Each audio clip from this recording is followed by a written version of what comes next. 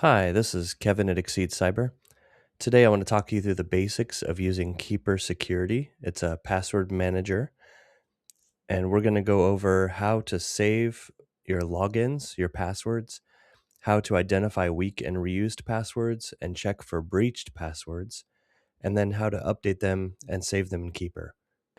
Before we get into the demo, it's important to understand why password management matters. Threat actors today are often not hacking in the way you imagine. They're simply logging in because your credentials are out there, especially if they're weaker or they've been released in a breach. You could have the best password in the world, but if it's been exposed in a breach by some company through no fault of your own, it still needs to be changed. We'll go over how to find those passwords and fix them. Keeper helps you create strong, unique passwords for each website, store them securely, and identify passwords that need attention. The goal is simple. Every account should have its own strong password, and you should not have to remember those passwords yourself. We're going to start by going to keepersecurity.com, and that's where you can log in. You'll see login up here, and you click Web Vault.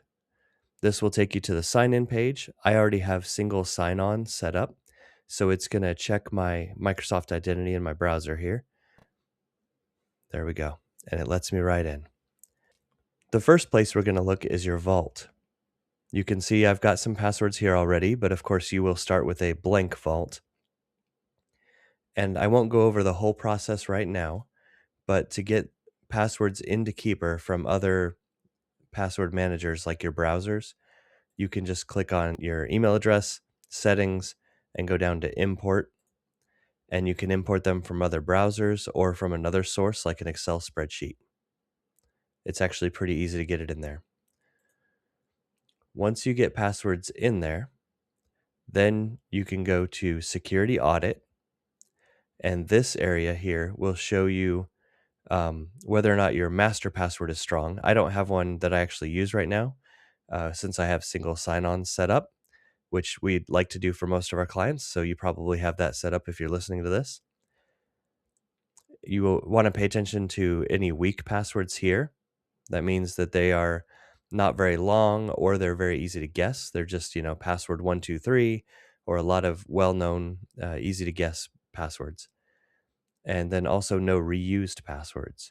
And so those are obviously passwords that are used for more than one site. The other area I want to show you real quick here is Breach Watch. So once you import all your passwords, if you go here, this will actually tell you if any of the passwords in Keeper have been found on the dark web also. And so this is where you can tell, even if you have the world's best password that's, 100 characters long and nobody could ever guess it, if it's been leaked and people have it on the dark web, then threat actors can use that to get into your account. So you do need to change it. So it's very important that anything you find here, you take care of. If I had any here, it would list them and I could click on them and then go through and change the passwords. And we're going to review how to change one or two here very shortly. Going back to my vault here for a minute, I wanted to show you when you have your passwords in here, you can click on any one of them and it'll bring open this tab here. And here you can see your login, your password, which is obscured here, and the website address. This website address is the URL you want it to match. So if I go to adobe.com, then Keeper will know that this is the password to use for that, or this is the login to use for that URL. I don't even have to see the password. If I want to use it, I can just click copy. All right, going back to my vault for a minute. Once you have everything imported here, you can see your list of passwords and you can click on any one of them. And here you can see the name of it, the login, the password, and the URL. It uses this URL to match so that when you go to that URL, it knows that this login is what should be filled out. And then you can click the pencil here to edit. And here's where you can change the name of it, the login, the password if it's incorrect or something. You can actually attach files, photos. You can add two-factor codes. You can add other fields here and even notes. 90% of the time, what I actually use is Keeper Fill, which is the browser extension. You can see it up here in my browser. And if you don't have that installed already, you can click on your email address here go to Settings, and then click Keeper Fill. And you can see Keeper Fill Browser Extension. If it wasn't already installed, you could click here to install it, and that would help you. They do have it for Chrome and for Edge, and I believe for Firefox. So lots of options there to use, and most of the time that's what I use. I'd like to demonstrate how to change a password using Keeper. So I'm going to go up here to the Keeper Fill extension, and I've already searched for Duo Security here. And I'm going to click this little icon. This is the click to fill, and it'll actually take me to that website.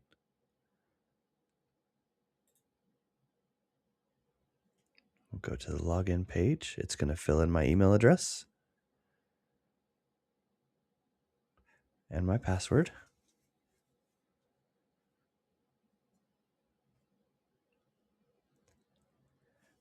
And then it's going to give me a multi-factor option here, because Keeper does not replace multi-factor. You still have to do that.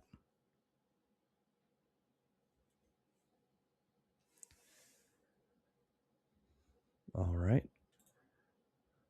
Then we're going to go to my profile. And just think of any website that you need to set a password on. And we're going to walk through the steps here. Keeper does have features to help you change your password. You can see right here it's offering. So it's detected that there's current password, new password on the page. So it's asking, would you like help changing your password? I tell it no, thank you, because every once in a while it doesn't work quite right. It's a good idea, and I like that they have the option, but it doesn't always work. So I'm going to show you the foolproof way of doing it. So tell Keeper, nope, you'll do it yourself. So what I'm going to do is, you see on the page it's asking for a current password, and new password again. So I'm going to hit the three little dots here on my login and copy the existing password, and I'm going to put it in the page here. And then for the new password, I'm going to go up to Keeper again, click the three dots and go to Password Generator. And I'm going to, you can see here, if you hit the eyeball and click the dice, you can see that it rotates through. So I'm going to hide it again, hit the dice, so it'll give me a random password. And I'm going to copy that to my clipboard. And then I'm going to paste it here, and save right down here. And as long as that's successful, then I've changed it on the website, but not Keeper. So I definitely need to remember to get out of the password generator here, go to Duo Security, which is the one we just changed, and go down to Edit. And I'm going to delete what was here and paste in that new password and save. So now the website has my new password and Keeper has my new password. And so now the two match, and I will not be locked out of my account.